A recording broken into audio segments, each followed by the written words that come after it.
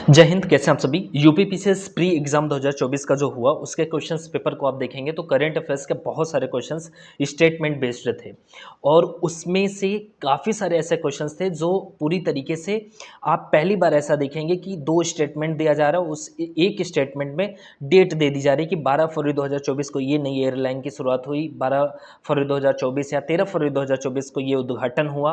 वो स्टेटमेंट सही है कि नहीं। अब ये जो डेट दे दी जा रही है इससे जो अभ्यर्थी हैं या जो दोस्त हैं वो परेशान हो जाते थे कि इस तरीके से प्रश्न पूछे जाएंगे तो क्या हर टॉपिक जो करंट अफेयर्स का है सबकी डेट याद रखनी होगी या जो क्वेश्चंस 2024 में पूछे गए उसके लिए भी कोई लॉजिक है। तो हाँ, जो क्वेश्चंस पूछे गए हैं 2024 के उसको थोड़ी सी लॉजिक लगा करके उन प्रश्नों को सही किया जा सकता था। तो कैसे किया जा सकता था मैं बात करूंगा। मैं प्रश्न दिखाऊं तो ऐसे, जैसे कि एक स्टेटमेंट दे दिया जाता था कि यह बैठक 5 मई 2024 को जकार्ता में आयोजित की गई, राइट। इस तरीके से डेट को दे देना। फिर इसके बाद ऐसे ही एक स्टेटमेंट ये दे देना कि 25 मई 2024 को आयोजन किया गया इसका, अब 8 मार्च को उद्घाटन हुआ, ओके। फिर 26 अप्रैल 2024 को। तो इस तरीके के डेट देखने के बाद काफ़ी सारे अभ्यर्थियों ने प्रश्न को छोड़ दिया, किया ही नहीं। कि इस बार आयोग पूरा ये सोच लिया गया है कि आयोग इस बार चाह ही रहा था कि आप कर ही ना पाओ, लेकिन ऐसा नहीं है। आप थोड़ी सी लॉजिक लगा करके उन प्रश्नों को सॉल्व कर सकते थे। तो कैसे सॉल्व किया जा सकता था मैं बात करूंगा कि बहुत ही मतलब सरलता के साथ उन प्रश्नों को सॉल्व किया जा सकता था ताकि आगे पूछे तो भी आप तैयार रहें। क्या दोबारा फिर से ऐसे प्रश्न पूछे जा सकते हैं कि मतलब एक प्रश्न पूछने के प्रश्न देने के मतलब प्रश्न पूछेगा फिर दो स्टेटमेंट देगा, उसमें से एक स्टेटमेंट जैसे कि डेट दे रहा है, क्या इस तरीके से फिर से पूछा जाएगा कि नहीं पूछा जाएगा, इस पर मैं बात करूंगा। और पूछा भी जाएगा तो उसके लिए आप कैसे तैयार रहें उस पर मैं बात करूंगा। आरओ एआरओ एग्ज़ाम जो हुआ है उससे क्या हिंट मिलती है मैं इस पर अभी आगे बात करता हूँ, ठीक है। एक बार आप देखें तो जो 2024 के क्वेश्चंस 2024 का एग्जाम हुआ था उसमें 24 क्वेश्चंस करंट अफेयर्स के थे, 17 क्वेश्चंस स्टेटमेंट बेस्ड थे, मतलब स्टेटमेंट पर आधारित थे पूरी तरीके से।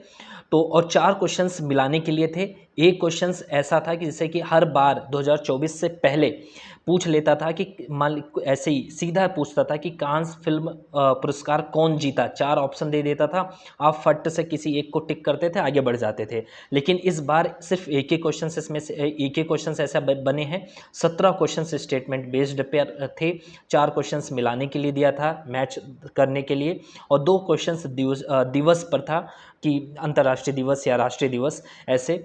तो ये कुछ था जो आपने ओवरव्यू लिया। अब 2023 का क्वेश्चंस पेपर देखें तो करंट अफेयर्स में उसमें 31 क्वेश्चंस करंट अफेयर्स के पूछे गए थे, सिर्फ 6 क्वेश्चंस स्टेटमेंट पर थे। यहाँ पर आप देख रहे हैं कि 17 क्वेश्चंस थे और यहाँ पर सिर्फ 6 थे। 24 क्वेश्चंस 2024 का तीसरा पॉइंट, मतलब 2024 का पहला दूसरा तीसरा पॉइंट देखें तो इस तरीके के कितने क्वेश्चंस बने थे, 24 क्वेश्चंस बने थे। कैसे पूछ लिया जाता था कि कांस फिल्म पुरस्कार कौन जीता, 4 ऑप्शन दे दिया, फट से आपने टिक किया, आगे बढ़ गए, आप आगे बढ़ गए। तो 2023 में ऐसे था, एक क्वेश्चन थीम पर था। अब यहाँ पर मैंने नोट लिखा है कि ये जो 6 क्वेश्चंस थे, 6 क्वेश्चंस के किसी भी स्टेटमेंट में डेट नहीं थी, मतलब डेट नहीं थी 24 फरवरी 2024 को उद्घाटन हुआ या 23 में कोई उद्घाटन हुआ या नई एयरलाइन इस डेट को की शुरुआत हुई, इस तरीके से कोई डेट नहीं थी। क्वेश्चंस में मंथ व ईयर था। देखिए क्वेश्चंस में दे दिया जाता है तो दिक्कत नहीं होती, वो तो कंफर्म हो जाता है कि फिर वो सही है, जो मंथ और ईयर है वो सही है। लेकिन जब स्टेटमेंट में ये चीज़ें आ जाती हैं तो कन्फ्यूज़न वहाँ पर क्रिएट हो जाता है। तो बट स्टेटमेंट में ऐसी चीज़ें नहीं थी। तो 2023 के बाद 2024 का जो क्वेश्चन पेपर था वो अपने आप में बहुत अलग था। मतलब जिन्होंने पहले से ये सब सोच करके, हाँ, जिन्होंने पिछले पैटर्न पर तैयारी करके पहुंचे थे वो घबरा सा गए थे और बहुत सारे क्वेश्चंस को उन्होंने स्किप कर दिया था। कई सारे लोगों का ये प्रश्न था कैसे सॉल्व करना है ऐसे प्रश्नों को, मैं अभी दिखाऊंगा। टोटल 6 प्रश्न ऐसे थे जो फैक्चुअल थे, डेट पर आधारित थे, उनको कैसे इजीली सॉल्व किया जा सकता तो उस पर मैं बात करूंगा। लेकिन इससे पहले कुछ छोटी छोटी चीज़ों को इनको भी देख लीजिए। जैसे काफ़ी लोगों का प्रश्न था कि क्या प्रश्न डीप या थिंकिंग बेस पर कन्वर्ट हो रहे हैं। मतलब यूपीएससी जैसा डीप और थिंकिंग बेस पर तो नहीं जा रहा है, लेकिन हाँ कुछ चीज़ों को में आयोग ने अपने आप को बदला है। पहले सीधा पूछ लेता था कि ये चीज़ें कहाँ आयोजित हुई, ये चीज़ें कौन जीता, 4 ऑप्शन दिया। लेकिन इस बार कुछ तो अपने आप को कन्वर्ट कर दिया है। जिस तरीके से आज के टाइम पे चेंज हो रही हैं, साइबर क्राइम बढ़ रहे हैं और बहुत सारी ऐसी टेक्नोलॉजी आ रही हैं, तो इस पर आप डीएसपी और एसडीएम जैसी पोस्ट पर जाना चाहते हैं तो थोड़ा सा तो डीप और थिंकिंग बेस, अपनी थिंकिंग जो चीज़ें हैं, जो डीप में चीज़ें हैं, समझने और की ये क्षमता तो बढ़ानी ही पड़ेगी, ठीक है। लेकिन इतना भी नहीं है कि इसके लिए आप एकदम डूब जाओ कि अब मैं एकदम डीप में जा कर के पढ़ूंगा और खो जाऊंगा, ये भी नहीं करना है। थोड़ा सा पैटर्न में चेंज हुआ है तो उस बिहाफ पे आपको तैयारी करनी है। आगे देखें, क्या आयोग चाहता था कि डेट बेस्ड क्वेश्चंस देकर पेपर को ज़्यादा से ज़्यादा फैक्चुअल और हार्ड बनाए? बिल्कुल ऐसा नहीं चाहता था। कैसे? चलो शुरुआत करते हैं। जैसे पहला ही प्रश्न देखा जाए तो है सूची 1 को सूची 2 से सुमेलित करना है, ठीक है। इधर संयुक्त अभ्यास दिया गया है, यहाँ तिथियाँ दी गई हैं। यदि आप देखें तो डस्टलिक जो है, ये डस्टलिक आपको हर साल अप्रैल महीने में देखने को मिलेगा। जैसे कि भारत उज्बेकिस्तान संयुक्त सैन्य अभ्यास डस्टलिक जो हुआ है वो अप्रैल में होता है। इस बार भी अप्रैल में ही हुआ है, 16 अप्रैल से स्टार्ट हुआ था। तो एक तो ये हो जाता है कि आप इस तरीके से, मतलब हर महीने किस महीने में ये सब चीज़ें संयुक्त अभ्यास हो रहे हैं उन पर थोड़ा गौर करें, उसके बिहाफ पे आप सही आंसर तक पहुंच सकते हैं। उसी तरह जैसे मैं मिलन की बात करूं, ये द्विवार्षिक संयुक्त अभ्यास है जो होता है हर 2 वर्ष पर, और ये अक्सर फरवरी महीने में दिखता है, ठीक है, फरवरी महीने में। और इस तरीके से डस्टलिक जो हुआ अप्रैल में। अभी मान लो कि आपको पता है कि मिलन, मान लीजिए कि आपको पता है कि फरवरी में होता है, राइट, ये फरवरी में ये होता है संयुक्त अभ्यास। अब डी का 1, आप पहले तो आ जाइए कोड, ये जो कोड है उसको देखिए कि क्या मुझे एक का आंसर पता है तो सही कोड तक आप सही राइट ऑप्शन तक पहुंच पा रहे हैं कि नहीं पहुंच पा रहे हैं। तो डी का 1 देखिए, यहाँ पर आप देखें तो डी का 1 सिर्फ कहाँ पर है, ये है। तो यहाँ पर एक चीज़ तो क्लियर हो जाती है कि जो सही होगा वो बी होगा ऑटोमेटिक। आप एक ये पता है कि डस्टलिक का अप्रैल में, तो ए का तीसरा, ये इतने में आपका काम बन गया, ठीक है। अब आगे मैं बात करूं कि ये दूसरा क्वेश्चन कि 7वीं भारत इंडोनेशिया संयुक्त रक्षा सहयोग समिति की बैठक से संदर्भ में सही कथन बताना है। 2 स्टेटमेंट आपके सामने हैं। पहला है, इस बैठक में इंडोनेशिया ने रक्षा उद्योग, समुद्री सुरक्षा और बहुपक्षीय सहयोग के क्षेत्रों में सहयोग बढ़ाने पर सहमति जताई। जब आप करंट अफेयर्स पढ़ते हैं तो ये सब चीज़ें वहाँ पर पढ़ते हैं कहीं ना कहीं, तो आपको ये आयोग ने एक स्टेटमेंट तो बहुत इजी दे दी कि भाई चलो कर सको तो कर लो, ये आपने पढ़ भी लिया, हाँ यार ये तो सही है। लेकिन यहाँ पर जो इन्होंने कोड दिया है ना, एक का आप सही जान लेने पर तब भी आप सही तक नहीं पहुँच सकते, क्योंकि आप कन्फ्यूज़न हो जाएंगे कि केवल 2 दे दिया, ना तो 1 ना तो 2, केवल एक और 2 दोनों सब दे दिया है। अब दोनों स्टेटमेंट आपको पता होगी तभी आप सही कोड तक पहुँचेंगे। अब दूसरी बात आती है, जो दूसरा स्टेटमेंट है, जैसे ही दोस्तों ने ये स्टेटमेंट पढ़ा कि 5 मई 2024 डेट, अरे अब तो नहीं हो पाएगा, छोड़ करके क्वेश्चंस को ही स्किप कर दिया गया, काफ़ी लोगों के दौरा किया गया। जबकि आप देखेंगे तो ये बैठक जो हुई है जकार्ता में ना होकर के दिल्ली में हुई है, दिल्ली में हुई थी, ठीक है। जिन्होंने थोड़ा इधर गौर किया उन्होंने तुरंत इसको गलत किया और पहला ये टिक करके आगे बढ़ गए। आगे ऐसे ही देखें तो ये अगला क्वेश्चन कि परमाणु सुरक्षा पर अंतर्राष्ट्रीय सम्मेलन के संदर्भ में सही कथन बताना है। 2 स्टेटमेंट आपके सामने है। दूसरा स्टेटमेंट एकदम इजी आयोग ने दे दिया कि भारत ने हाल ही में परमाणु सुरक्षा को मजबूत करने के लिए एक अंतर मंत्रालय परमाणु तस्कर विरोधी टीम का पुनर्गठन किया है। ये सब लोगों ने करंट अफेयर्स को पढ़ते समय इन पॉइंट को पढ़ा है, तो ये तो चलो ठीक है, सही हो गया। लेकिन ये डेट देखते ही सबको लगा कि इस बार आयोग यही चाह रहा है कि कोई पेपर सॉल्व न कर पाए, तो काफ़ी लोगों ने फिर इसको छोड़ दिया।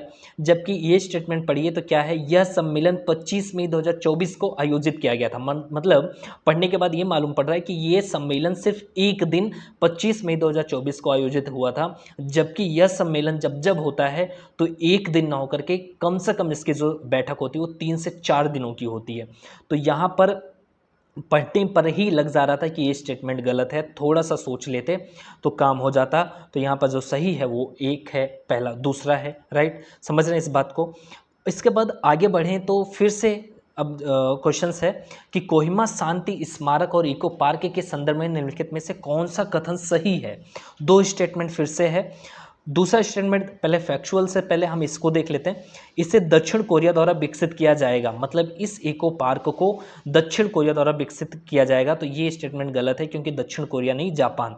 ठीक है, तो काफ़ी लोगों ने इसको तो चलो ये गलत कर दिया कि दूसरा स्टेटमेंट तो सही नहीं है। फिर इसके बाद डाउट इस पे आया कि ये सही है कि नहीं है। तो इसका उद्घाटन जो है कार्यक्रम 8 मार्च 2024 को कोहिमा में आयोजित किया गया था। नहीं, ये जब कोहिमा शांति स्मारक और इको पार्क के संदर्भ में ये जो है कि इसका उद्घाटन वाला मामला, इसमें ये था कि जापान का और भारत का, इन सब का ये था कि हम विश्व युद्ध को नहीं याद करना चाहते, वो हम उस शांति, उस पीस डे को याद करना चाहते हैं जब नाजी जर्मनी ने मित्र राष्ट्रों के सामने आत्मसमर्पण कर दिया था। वो विश्व युद्ध को नहीं याद करना चाहते। तो जो 8 मई 2024 को नाजी जर्मनी, मतलब जर्मनी ने मित्र राष्ट्रों के सामने अपने आप को आत्मसमर्पित कर दिया था। ठीक है, और वो शांति की घोषणा, फिर इसके बाद वो चाहते थे कि अब शांति स्थापित हो। तो ये जो कोहिमा शांति स्मारक और इको पार्क है, ये जापान के द्वारा, और उद्घाटन कार्यक्रम जो है 8 मई 2024 को कोहिमा में आयोजित किया गया। और उद्देश्य यही था कि हम विश्व युद्ध को याद न करके उस पीस डे को, उस शांति दिन को याद करना चाहते हैं जिस दिन जर्मनी ने आत्मसमर्पण किया था। तो इस तरीके से यहाँ पर जो सही उत्तर बताना था, कोई भी स्टेटमेंट सही नहीं है, इसलिए बी हो जाता है। ठीक है, तो इस तरीके से किया जा सकता था। आगे हम बात करें तो क्वेश्चंस है कि देखिए, आपको लग रहा होगा कि सर तो क्या मतलब सब में ऐसी डेट को देखना पड़ेगा। देखिए, किसी विशेष डे पे कोई भी चीज़ें हो रही हैं और आप डेली न्यूज़पेपर पढ़ रहे हैं तो दिक्कत नहीं आएगी, आप चीज़ों को कर ले जाएंगे जो सीरियस होंगे। बाकी के उस तरीके से होंगे कि कल्याण आपका कोई आके यूट्यूब चैनल पर अचानक से कोई पढ़ा के चले जाएगा, सब करके चले जाएगा, तो थोड़ा इम्पॉसिबल है। आपको डेली न्यूज़पेपर पढ़ना होगा। आप डेली न्यूज़पेपर पढ़ते रहिए, अपडेट रहिए। और किसी डे पर कुछ बड़ा उद्घाटन हो रहा है, दो देशों के बीच में हो रहा है, भारत और किसी देश के बीच में हो रहा है, और भारत केंद्र के स्तर पर कुछ ऐसी चीज़ें हो रही हैं, तो उस पर ध्यान देने की ज़रूरत होगी। आगे मैं बात करूं तो क्वेश्चन है कि शारीरिक दंड उन्मूलन के लिए दिशा निर्देश के संदर्भ में निम्नलिखित में से कौन सा कथन सही है। तो दो ऑप्शन आपके पास है। शारीरिक दंड उन्मूलन से ही समझ में आ रहा है कि जो दूसरा स्टेटमेंट है, आप पढ़ें कि ये दिशा निर्देश छात्रों को शारीरिक और मानसिक स्वास्थ्य की सुरक्षा पर केंद्रित है। तो क्वेश्चंस पढ़ने पे ही समझ में आ रहा है कि भैया दूसरा तो सही है, दूसरा तो सही है। लेकिन ये जो 26 अप्रैल डेट आ गई, इसको देख करके लोगों ने छोड़ करके चल दिए, क्योंकि आपको एक स्टेटमेंट पता होने पर भी आप सही ऑप्शन तक नहीं पहुंच पाएंगे। ठीक है, इस तरीके से कोड दिए गए हैं। तो यहाँ पर ये स्टेटमेंट तो दूसरी सही है, ये भी पता होनी चाहिए। अब ऐसे में क्या होता है कि आप न्यूज़पेपर से आप कनेक्ट हैं, पढ़ रहे हैं डेली, तो 25, ये 26 है, 25 अप्रैल 2024 को मद्रास के हाई कोर्ट ने ये कहा था कि तमिलनाडु सरकार को कि बच्चों को शारीरिक दंड उन्मूलन के संदर्भ में कुछ आप दिशा निर्देश जारी करिए, जल्दी से जल्दी इस पर कुछ ना कुछ कानून बनाइए, इस पर कुछ दिशा निर्देश जारी किए जाएं। ये मद्रास हाईकोर्ट ने 25 अप्रैल 2024 को कहा। अगले ही दिन 26 अप्रैल 2024 को तमिलनाडु स्कूल शिक्षा विभाग ने दिशा निर्देश जारी कर दिए। तो यहाँ पर आप जब न्यूज़पेपर पढ़ रहे होते हैं तो आप 25 अप्रैल को कोई घटना हाईकोर्ट की आपने वहाँ के पर पढ़ी कि हाईकोर्ट ने ऐसा ऐसा निर्देश दिया, अगले दिन तुरंत आप पढ़ते हैं कि तुरंत एक्टिव होकर के तमिलनाडु सरकार ने इस पर दिशा निर्देश भी जारी कर दिए। तो माइंड जब क्वेश्चन इस तरह के पूछे जाते हैं तो वहाँ माइंड हिंट करता है कि हाँ यार, ऐसी ऐसी चीज़ें थी, पढ़ा था। और आयोग चाहता भी नहीं कि बहुत कठिन क्वेश्चंस को ऐसा बना दे कि आप लगे कि नहीं हम कर ही नहीं पाएंगे। तो यहाँ पर इस तरीके से ये दो ऑप्शन आपके सही हो जाते हैं, तो डी यहाँ पर सही हो जाता है। अब ये एक आखिरी क्वेश्चन है, और ये भी बात सही है कि पॉलिटी के 25 क्वेश्चंस पूछे जा रहे हैं, तो ज़रूरी नहीं कि आप 25 के 25 कर लेंगे। उसमें से 2-3 ऐसे क्वेश्चंस होंगे जो कि आप, एक कहावत सुने ना कि आंख बंद करके ऐसे जय बजरंगबली या कुछ ऐसा तुक्का लगा दीजिए और उस पर टिक कर दीजिए, कुछ इस तरीके से होता है ना। लेकिन वो हम लोग इस एग्ज़ाम में नहीं करते। लेकिन ये ऐसे कुछ क्वेश्चंस होते हैं कि जो आपको नहीं आएंगे तो नहीं आएंगे, वो पूरी तरीके से रिस्क पर ही होंगे। जैसे कि फ्लाई 91 के संदर्भ में निम्नलिखित में कौन सा कथन सही है, दो स्टेटमेंट आपके सामने है। या भारत में शुरू की गई नई एयरलाइन है, दूसरा स्टेटमेंट है इसकी पहली उड़ान 18 मार्च 2024 को मनोहर अंतर्राष्ट्रीय हवाई अड्डे से शुरू हुई। तो यहाँ पर आपको ये पता है कि भाई ये फ्लाई 91 जो है इसकी जो शुरुआत हुई है ये मनोहर अंतर्राष्ट्रीय हवाई अड्डे से शुरू हुई है। यदि आपको ये फैक्ट क्लियर है कि ये सही है और सही भी है और ये शुरू हुई है, तो यह भारत में शुरू की गई नई एयरलाइन है, बिल्कुल नई एयरलाइन है। जब आप ये करंट अफेयर्स में पढ़े होंगे तो जब पहली उड़ान ही इसने मनोहर अंतर्राष्ट्रीय हवाई अड्डे से शुरू की तो यह एक भारत में शुरू की गई नई एयरलाइन है। पहला स्टेटमेंट तो वैसे ही सही हो जाता है। और आपको पता है कि ये भी फैक्ट सही है कि मनोहर अंतर्राष्ट्रीय हवाई अड्डे से इसकी शुरुआत हुई है। तो रिस्क उठा लीजिए, आपको ये फैक्ट पता है तो आप दोनों सही करके चले आइए। ये कर सकते हैं, मतलब ये तभी आप करिए कि आप देख लीजिए कि आप कहाँ तक सेफ़ हैं कि नहीं है। सब चीज़ों को देख करके रिस्क आप ले सकते हैं। यहाँ पर दोनों स्टेटमेंट सही हैं, ठीक है। तो बहुत कठिन नहीं था। अब आर का जो एग्ज़ाम इस बार हुआ, इस बार के आर एग्ज़ाम में ये सब सोच करके चल रहे थे फिर से ऐसे क्वेश्चन शायद आयोग पूछेगा, लेकिन आयोग ने ऐसा नहीं किया। यदि एक statement based questions current affairs के थे, टोटल शायद से 15-18 क्वेश्चंस करंट अफेयर्स के थे, उसमें वित्त आयोग का एक क्वेश्चन स्टेटमेंट पर आधारित था, बाकी के जितने भी क्वेश्चंस थे वैसे ही थे इस तरीके से। जैसे कि कांस फिल्म पुरस्कार कौन जीता, 4 ऑप्शन दे दे। जैसे कि मैं एक पढ़ करके दिखाता हूँ। जैसे कि इसमें पूछा है निम्नलिखित में से किसको मेजर ध्यानचंद खेल रत्न पुरस्कार 2024 मिला, 4 ऑप्शन, वंतिका, सुखजीत, डी गुकेश, अन्नू रानी, 4 ऑप्शन ऐसे दिया था। ऐसे ही सभी क्वेश्चंस थे जो भी 15 से 18 क्वेश्चंस थे। तो आयोग कहीं ना कहीं इस बार संकेत दे रहा है शायद से ना पूछे, लेकिन आप अपनी तरफ से तैयार रहिए, ठीक है। चलिए कमेंट ज़रूर करिए और बताइए वीडियो कैसा लगा। जय हिंद।